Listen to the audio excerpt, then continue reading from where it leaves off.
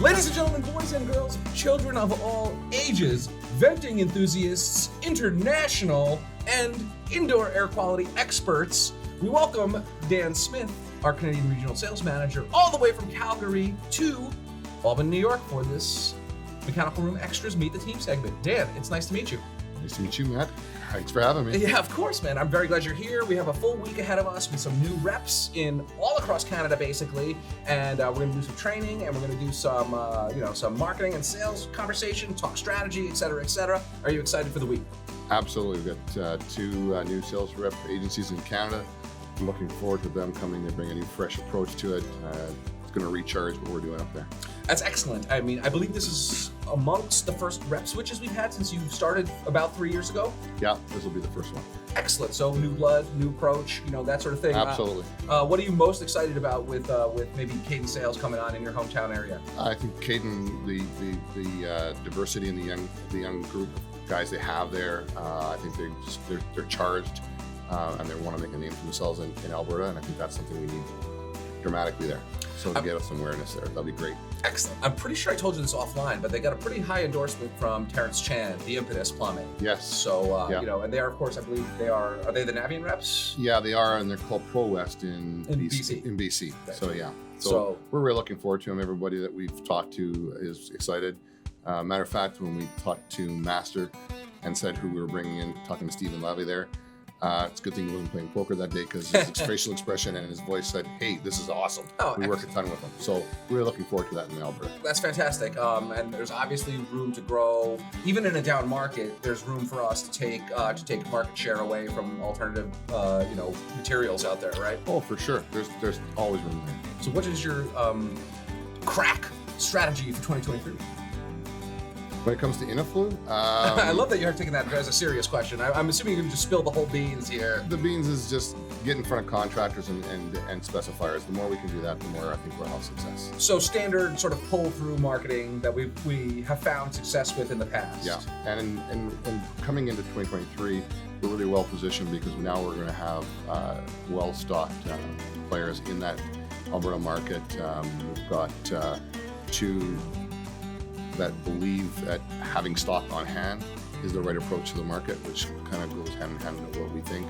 And I think those two will lead the way in Alberta for us. Naturally, availability becomes a big concern. I mean, it's awareness and then availability, but they must marry together in order to have successful, progress, let's say. Absolutely. So I saw you just upstairs with Austin Rivera, who has previously done a Meet the Team segment on here. What are you guys building? We're building an Air Excellent display for trade shows. We're going to replicate an actually on-site build. We're going to stud out some walls. We're going to actually put an HRV in there and then actually duct it all out so that when people come into the booth, they can actually physically see what it would look like if they were on site. It's fantastic. I saw a little bit of the schematics and the design. I leave that stuff to the engineer types like you guys, and I just add the pretty pictures. And I say, I think that color is a little too much. Let's make. Yeah, we'll have some fun with that. We've got some things we're going to do and some graphics along the side. So I think it's going to look pretty good. So we have, with this build out, do we have a big 2023 trade show schedule coming up here? Yeah, right off the hop, we're going to come out of the hop in 2023 in February with the BuildX and Passive House Build in Vancouver. And then we'll follow that up in March or April at the MCE in Quebec, which is a very large show. Those two big ones will get us started, and then we'll start to fill in some gaps as we go forward into 2023. And we're even putting some pieces on the chessboard for 2024. I just got an email. CMPX will be, of course, back. It's a biannual show. Yep. So I believe it's just back in the GTA in 2024. So naturally, we'll be back there as well. Oh, and also this year is Cyfix West year, 2023. That's so right. Come November, we will probably be exhibiting in, that's always in Vancouver. Oh no, it flips back and forth, right? In Vancouver and Calgary, I believe. Yeah, I believe so as well. Yeah. So maybe it'll be Calgary. Well, I'll come stay at your house. Yeah, there you go. Franca would love it. That's it. Cook us up a nice carbonara. That's right. She'll love it. How is Franca doing? She's great. She's great. Yeah, she's always good. I had the distinct pleasure of meeting and hanging out with Franca when we went to the Bahamas together, and she is the best. Yeah, she's great. What else is she puts up with me, man? What can you say? More than that, she takes care of you. Well, yes, she does. Yeah. I would like to see her fireman's carry you, though. Yeah, I would like to see that too. Don't think that's going to happen anytime soon. Carry up the I stairs. think I'm dead right where I lay at that point. After one too many Wayne Gretzky's. Yeah, maybe. Yes, maybe. That's where she just puts the blanket on me. Just leave him be. So, I know you're a motorcyclist enthusiast. Yeah. What's the plans? I mean, it's wintertime now, so the bike's in the garage.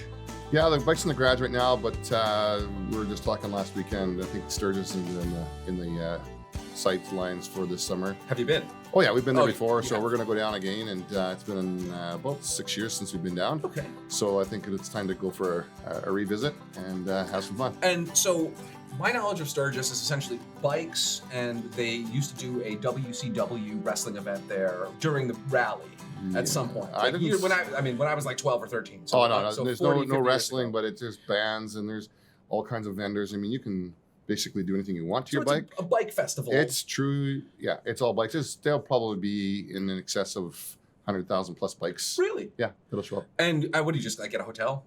Yeah, people camp. They go to hotels.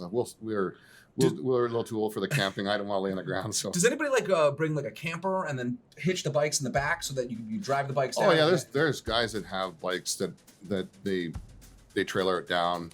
They open the trailer up and they bring them. They just show them and they just ride them around there.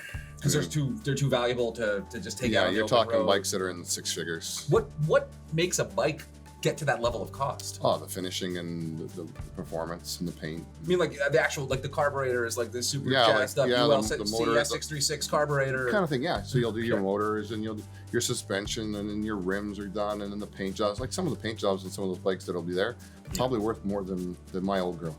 Wow, that's interesting. I mean, so it's like you literally go to an artiste, let's say, and then you say, I want dragons and purple stuff and diamond flying around. And all that kind of. Fascinating. I have to see some of those stuff. I mean, my bike experience is Myrtle Beach. Right? Okay. Which has a bike week type of thing. Yep. But typically I would go and it was like not so much the Hogs or the Harleys. It was like, the little like the Yamaha bikes. Oh, so the Crocs rockets and stuff. Yeah, motocross sports type. bike. People who would have like a matching outfit to their bike. It's like red trim and this and Yeah. that, and they would like zip up and down. And there was always like a bunch of fatalities that weekend. Well, in Sturgis you'll get one or two. That Oh, is that right? Is Yeah, that right? as well. And but you'll see things like you'll see the very, very custom bikes that are very meticulously done. And then you'll see some of the old timers that, the one year I went, a guy had a set of a longhorn steer and it was mounted on the front of his bike. And yeah, it was pretty cool. There's some pretty crazy stuff there. So is there also sometimes people who don't have street legal stuff because it's just for show at this point? No, it's all street legal. It has to be street legal? Is that Pretty part much of it? everything that's there, you can ride. So because there's no rules in North Dakota. Well, it's not even that. They come from all over the country. So yeah. So it is not just the lawless Wild West. No. Wait, is that Sturgis? Is that North South Dakota? Dakota. It's in South Dakota. Yeah. I'm mixing up my Dakotas, of Yeah. course. Yeah. One and the same to this New York City boy. I've never been there, so I think I gotta go. It's great. It's beautiful there. Yeah. Before I go to that, the Stampede is higher on my list. Well, then that's a different ballgame, and you should come to the Stampede because that is. Did you creme go of the at crop. all this year? This year, did we go? Yeah, I went to. Tell us what the Stampede Well, the is. Stampede's a big rodeo, so it's an oversized rodeo. It's the biggest rodeo in the world. The prize That money takes place in Calgary, Alberta. 20 miles from your house, something. Well, not even. It's a 20-minute drive from my house, and then you get all kinds of cowboys that come from all over North America, South America, to compete on like bareback, saddle bronking, bull riding, chuck wagon races, and then they have the big fair and everything else, all kinds of bands and stuff. So it's 10 days. It's a pretty big deal. They get about anywhere between 700 and maybe 1 million people a day pass through the gates. So Is that the biggest event that Alberta sees throughout the year? probably the biggest one, I would think, and that's the biggest rodeo in North America. Wow. Is there a bigger one globally? Like, I can't think of one. fascinating. I mean, I've looked at the website. We were talking just when it was happening last time around. Yeah. I was like, man, this seems like a good time. I'm not like clearly a cowboy person, despite owning like a lot of chaps. But For a whole different reason. Are they the bare ass chaps? Of course. Of course. I mean, yes, what, okay. I mean, what other kind are there? They all are, right? Right, It's metal. yeah. I go without the jeans, of course. Well, there you go. So, See then. The flames are a big part of what you deal as well, right? Yeah, I mean, naturally. We're Flames fans, yeah. I very distinctly remember meeting Joe Giordano in a hotel in Toronto, and he had just been traded from the Flames to the Leafs? Mark. Oh, I'm sorry, yeah, Mark Giordano. Mark Giordano, yeah. I don't know who Joe Giordano is. Yeah. He's some other guy. Yeah, some other, his brother. So he had just, at that point, been traded from the Flames to the Leafs, yeah. and we met him in there, and there's a nice photo of you and Yeah, it's someone kind of else. cool to see him after he got traded. Yeah, it was cool. I mean, we had been, in the bar for quite some time at that point, but you definitely had, when you guys were chatting, like, it was clear that, like, you knew what you're talking about. Yeah, the two of us, and we had the same builder for a house and stuff, so that's why I said to him, how do you know David Smith? And he says, oh yeah, David. That's how. Fantastic. Yeah, so did hockey season start yet? Oh yeah. How the Flames doing? They start off well. They kind of a bit of a slump, and then they came a little bit out, and then they're back. I think they've done a 2-game losing streak right now. So, what's the outlook for the year? if you listen to the pundits, they expect them to make the playoffs. Okay, but everybody makes the playoffs, basically. No, not everybody. It's a pretty big tournament at the end of the year, right? It's big, but 16 teams or something like that. Yeah, 8 teams per conference. 50% of the league, about. Yeah, a little bit more actually than 50. But yeah, I think the Flames will make the playoffs, and then we'll see what they do. Okay. It's not about the regular season. It's more it's the long haul. It's getting there and then do what you do in the playoffs. Right. Are you into the World Cup at all? Because I was watching some Canadian European football just over the weekend. Actually, you know what? I'm not a big soccer fan, but last week I watched the game against Germany, which was really good. And unfortunately, I was on a plane on the way here on my odyssey to get to Albany, New York yesterday. Yes, indeed. 20 hours later, I arrived. And that's why you were yawning earlier there, because it was quite a long. It is not easy to get. So Calgary and Albany are both uniquely remote locations, sort of. So and no direct flights. No, of course not. And coupled to that, it's the end of Thanksgiving weekend for you guys. Oh yeah. So it was lots of fun yesterday. So you went from Calgary to Minneapolis. To LaGuardia to Albany. That's quite a few. I mean, at least you're a adamantium medallion member on Delta now, or whatever, right? Or actually, no, it's a maple level on Air Canada. Just Fair enough, man. Fair enough. Well, thank you for coming by, and introducing yourself to the folks out there in radio land. Yeah. Since you're in town, I knew I had to throw this microphone on in front of you and make sure I got some of this good content for everybody out there, for all your chaps needs and your Calgary Flames analysis. Yeah, there you go. So thank you so much, sir. It is wonderful to see you, and we'll reconvene tomorrow at the courtyard for onboarding. There we go. We will. Looking forward to it.